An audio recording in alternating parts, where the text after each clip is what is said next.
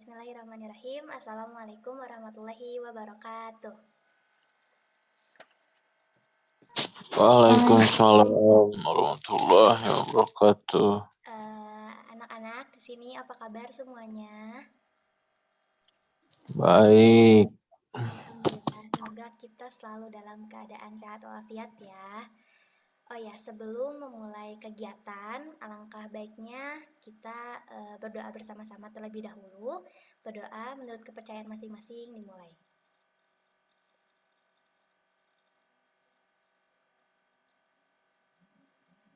Berdoa selesai. Oke, sebelumnya Ibu mengucapkan terima kasih kepada anak-anak semua yang sudah hadir mengikuti layanan bimbingan dan konseling. Kali ini kita akan membahas materi tentang bidang sosial.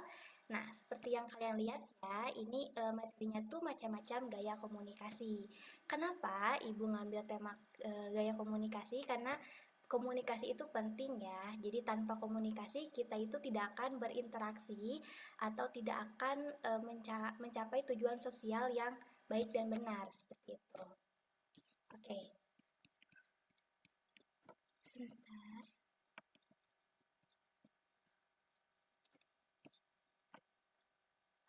Oke. Nah,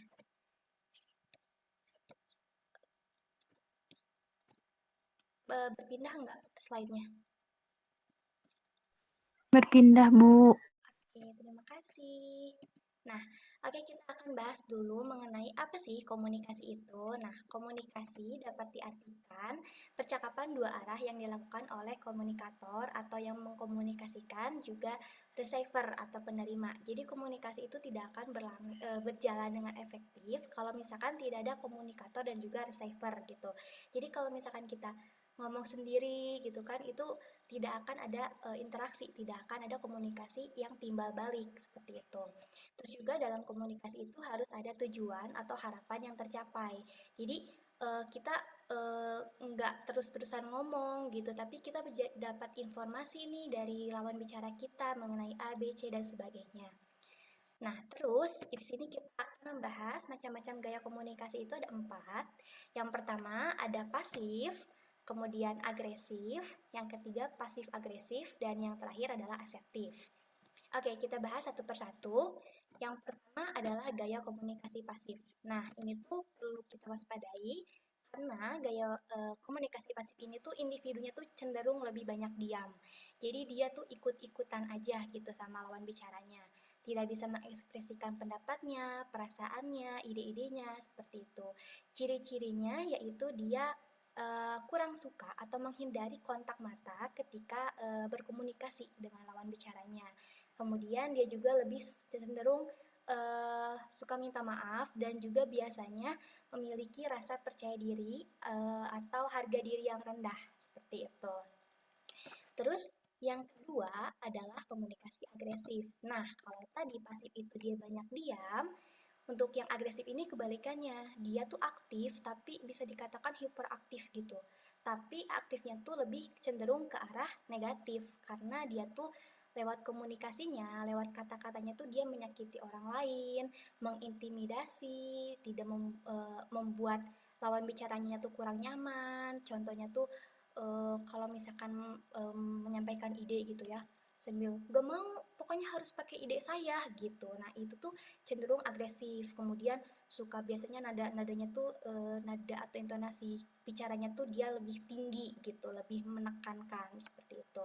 Nah ini juga harus kita hindari karena dengan komunikasi agresif ini tuh lawan bicara kita tidak akan merasa tidak nyaman seperti itu. Kemudian yang ketiga ada pasif agresif, yaitu gabungan dari pasif dan juga agresif tadi. Nah, jadi kalau pasif agresif itu kita artikan sebagai dia punya gagasan, punya ide, uh, punya sesuatu yang ingin disampaikan, tapi dia nggak berani untuk menyampaikan gitu. Jadi dia diem aja. Jadi ketika orang lain uh, memakai ide yang lain gitu, tidak memakai ide dia, tidak sesuai dengan apa yang dia mau, dia tuh jadi ngedumel gitu. Dia jadi marah-marah di belakang kayak, ih kenapa sih kok nggak pakai ide aku, padahal kan ide aku gitu. Ya salah sendiri gitu kan, kenapa tidak dikomunikasikan gitu, disampaikan idenya seperti itu. Nah, ini juga harus kita hindari karena apa ya, biasanya mungkin istilahnya tuh ini tuh dimiliki oleh cewek-cewek ya. Kalau cewek-cewek itu mungkin pengen dimengerti tapi kurang bisa mengkomunikasikan seperti itu. Lalu komunikasi yang baik itu seperti apa sih, Bu? Nah, untuk yang terakhir yaitu ada asertif. Jadi kalau asertif ini tuh individu secara jelas menyatakan pendapat dan perasaan mereka untuk memenuhi kebutuhan dan hak-hak mereka tanpa melanggar hak asasi orang lain gitu.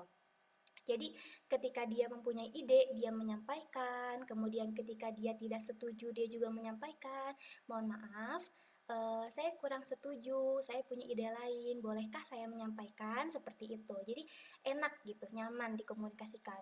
Mengkomunikasikan ide-idenya juga tidak dengan oh enggak saya nggak setuju harusnya harusnya pakai ide saya enggak kayak gitu tapi apa lebih nyaman gitu lebih halus terus juga enggak banyak diam juga gitu seperti itu. Nah, ini komunikasi yang harus kita miliki gitu, oke? Selanjutnya, nah setelah kita mendengarkan atau membaca penjelasan tadi yang disampaikan, kira-kira gaya komunikasi apa yang kita miliki? Coba, ada yang mau berpendapat enggak?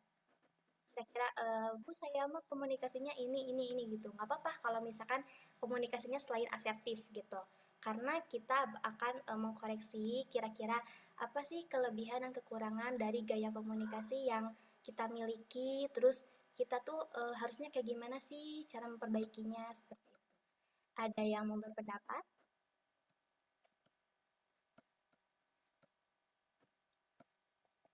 Eh, Ima mungkin coba.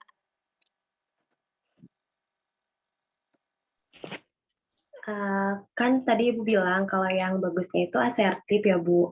Nah, tapi terkadang kalau kita dihadapkan pada banyak orang gitu kan cara komunikasinya itu pasti beda-beda. Dan saya tuh cenderung lebih ke pasif sih, gitu sih Bu. Ya, betul. Nah, Gitu.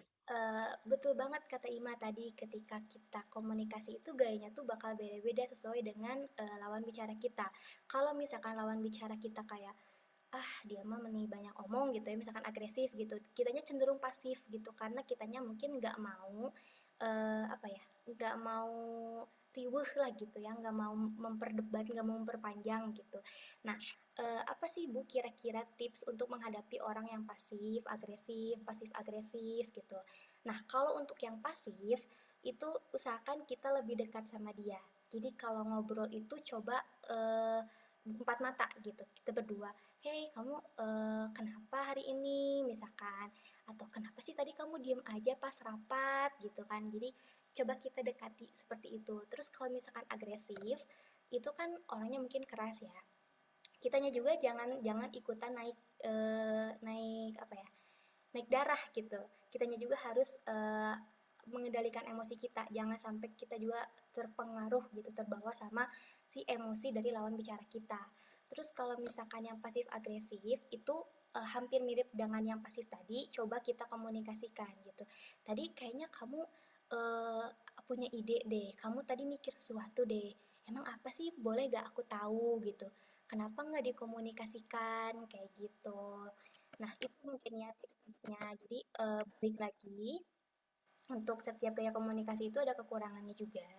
Nah, kalau misalkan disuruh memilih, mungkin dilihat dari penjelasannya, asertif itu yang paling bagus ya, karena asertif itu ketika kita setuju ataupun tidak, itu bilang gitu, itu menyampaikan, mengkomunikasikan gitu, karena kita tidak akan tahu gitu kalau misalkan kita tidak mengkomunikasikan seperti itu. Oke, mungkin sekian seperti itu materinya. Ada yang ingin ditanyakan dulu nggak? Ibu, saya boleh izin bertanya? Boleh, silahkan. Ibu, apakah suara saya ada? Ada. Ya, kenapa? Ada Siti? ya. Boleh izin bertanya, Ibu? Iya, boleh, Mangga. Seperti yang tadi Ibu jelaskan bahwa komunikasi paling baik itu kan komunikasi asertif ya Bu ya.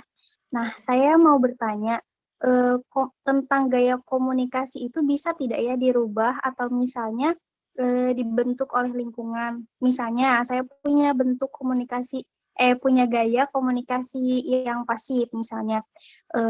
Nah, apakah itu bisa dirubah dengan didikan lingkungan atau dengan usaha kita sendiri atau memang sudah tidak bisa dirubah lagi, Bu? Terima kasih. Oke, terima kasih Siti atas pertanyaannya. Sebenarnya tadi balik lagi ke pertanyaan Ima, kita kan kalau misalkan komunikasi itu kadang cenderung ikut ke lawan bicara. Misalkan kalau lawan bicaranya agresif, kitanya cenderung pasif gitu ya. Nah, tadi berarti si gaya komunikasi itu dapat dipengaruhi juga oleh lingkungan gitu. Contohnya kalau misalkan kita pengen nih teman kita tuh pasif gitu. Coba deh aku pengen dia tuh lebih aktif gitu, lebih asertif gitu. Coba setelah kita ngajak orang tersebut berbicara gitu, coba untuk ya giliran kamu dong gitu kan, kamu idenya bagus nih, coba nih gitu. Jadi coba kita kasih wadah, kasih panggung dia untuk menunjukkan eksistensinya dia gitu. Seperti itu kalau misalkan kita mau ngebantu orang yang pasif contohnya. Seperti itu Siti. Gimana, sudah terjawab? Ya. Sudah terjawab, Ibu. Tapi boleh nggak Bu, saya tanya lagi satu hal, Boleh, agak penasaran. boleh. Nah, kalau yang saya tahu tipe orang itu kan ada yang introvert, ada juga yang ekstrovert. Nah, apakah yang introvert itu gaya bicaranya akan selalu pasif? Seperti itu, Ibu. Terima Oke. kasih. Oke, terima kasih. Kena apa ya? Mungkin seperti yang kita pahami, kalau misalkan orang introvert itu cenderung pendiam ya. Padahal sebenarnya orang introvert itu adalah bagaimana cara dia mengisi energinya tuh dengan diri dia sendiri. Kalau bahasa gaulnya mah me time gitu. Jadi ketika dia ngerasa kayak, oh aku harus butuh charge nih gitu, dia melakukan itu tuh dengan dirinya sendiri. Misalkan baca buku, nonton gitu. Jadi dia nggak membatasi interaksi dengan lingkungan luar gitu. Kemudian apakah benar komunikasinya itu selalu pasif gitu? Tidak selalu gitu. Karena tadi balik lagi kalau orang introvert itu adalah cara dia men-charge diri dia gitu. Ada orang introvert kan yang jadi presiden gitu, misalkan Barack Obama seperti itu. Terus juga ada orang introvert yang dia tuh senang bicara juga, presenter misalkan, seperti itu. Jadi tidak selalu bahwa orang introvert itu pendiam. Dia tuh pasif gitu, enggak. Terus juga introvert itu kayak pemalu gitu, enggak. Itu bisa dikatakan berbeda karena kembali ke diri sendiri. Kalau misalkan introvert dan extrovert itu tentang kepribadian, bagaimana dia men-charge diri dia gitu, dengan diri dia sendiri atau dengan dunia luar. Seperti itu Siti. Gimana, sudah terjawab? Baik, Ibu. Sudah, Ibu. Terima kasih banyak. Sama-sama. Lagi yang ingin ditanyakan? Oke, sepertinya sudah paham ya semuanya. Jadi, kesimpulannya bahwa gaya komunikasi itu ada 4, ada pasif, kemudian ada agresif, pasif-agresif, dan juga asertif. Kemudian, apa sih yang harus kita miliki gitu dalam gaya komunikasi? Kalau bisa itu asertif, karena dengan asertif itu kita bisa menyampaikan ide kita, apa yang kita mau, kita setuju atau tidak, tapi secara halus gitu, tidak mengintimidasi atau tidak menyakiti orang lain, seperti itu. Oke, terima kasih anak-anak atas kehadirannya dan sudah menyimak materi yang Ibu sampaikan. Insya Allah kita bertemu lagi di minggu depan dengan materi yang berbeda. Sebelum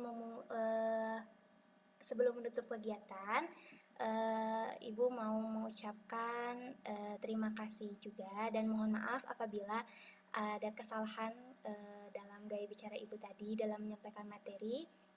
Apabila ada yang tersinggung dengan perkataan Ibu mohon maaf. Semoga kita sehat selalu dan selalu dalam lindungan Allah Subhanahu wa taala. Terima kasih. Wassalamualaikum warahmatullahi wabarakatuh. Waalaikumsalam warahmatullahi Waalaikumsalam warahmatullahi